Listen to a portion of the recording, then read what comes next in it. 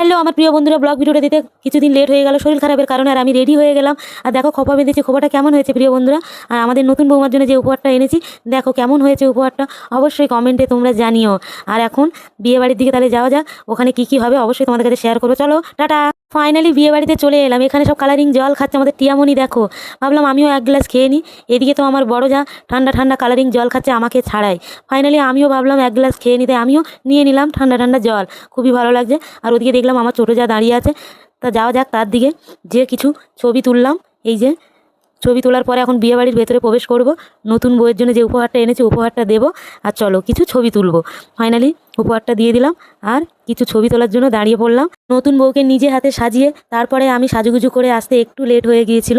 আর এই ছবি তোলার পরে আমি ভাগনা ও ভাগনা বউয়ের কিছু ছবি তুলে নিলাম, আর নিজেও একটু সেলফি পোস্ট দিয়ে দিলাম। আর ওদিকে দেখলাম আমাদের বড় গিন্নি, মানে আমাদের বড় যা ওখানে দাঁড়িয়ে আছে, তাই বড় যার কাছে যে একটা ছবি তুলে নিলাম। আর তারপরে তাড়াতাড়ি করে খাবার টেবিলে চলে এলাম। গিয়ে এখনও খাবার দেয়নি বলে আমরা কিছু ছবি তুলে নিলাম চারিদিকে। আর আমার ছোটো যা এদিকে দেখো কেমন করে পোস্ট দিচ্ছে। ফাইনালি চলে এলো খাবার। ডাল ভাত, আলু ভাজা, তারপর পটল চিংড়ি, তারপর মাংস, তারপর চাটনি পাঁপড়, দই, মিষ্টি। আর এদিকে আমার যা সব খেয়ে নিচ্ছে, তার জন্য আমি তাড়াতাড়ি করে রসগোল্লাগুলো গালে ঢুকিয়ে নিচ্ছি। আর খাওয়ার পরে একটু বন্ধুরা তো ডান্স হবেই, তাই না? একটু ডান্স না করলে কেমন হয় বলো? আর এটা আমার বড় ননদ, আর এই যে ডান্স চালু হয়ে গেছে। আর ব্লগ ভিডিওটা এখানেই শেষ করব। সবাই ভালো থেকো। কিছুদিন লেট হয়ে গেল শরীর খারাপের জন্য ব্লগ ভিডিওটা দিতে। আর ভিডিওটা কেমন হচ্ছে অবশ্যই তোমরা কমেন্টে জানিও। চলো টাটা, সবাই ভালো থেকো, শুভরাত্রি।